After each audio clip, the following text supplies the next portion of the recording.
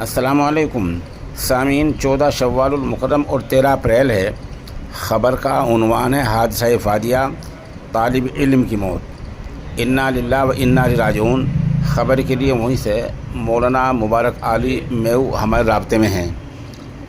وہ لکھتے ہیں کہ حادثہ فادیہ، بڑے دکھ اور افسوس کے ساتھ خبر دی جا رہی ہے کہ جناب حافظ فاروق جلال پور، سابق امام مدینہ مسجد کے بڑے بیٹے عزیزم حافظ محمد حذیفہ، جو پچھلے سال دارالعلوم اشرفیہ سالہ ہیڑی میں عربی سوم کے طالب علم تھے، ان کا آج سڑک حادثے میں انتقال ہو گیا ہے۔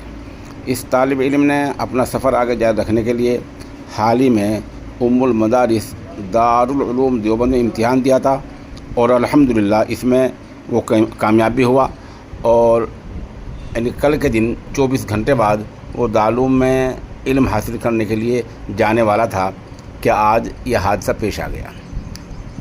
شام کو وہ اپنی والدہ کو بذریعہ بائک ڈاکٹر کے ہاں لے جا رہا تھا کہ ایکسیڈنٹ کا شکار ہو گیا۔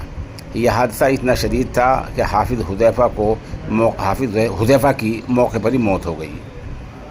یہ بچہ جو دارالعلوم دیوبند میں حصول تعلیم کی خوشیاں دل میں لیے پھر رہا تھا، وہ سفر آخرت کے لیے روانہ ہو گیا اور مالک حقیقی سے جا ملا۔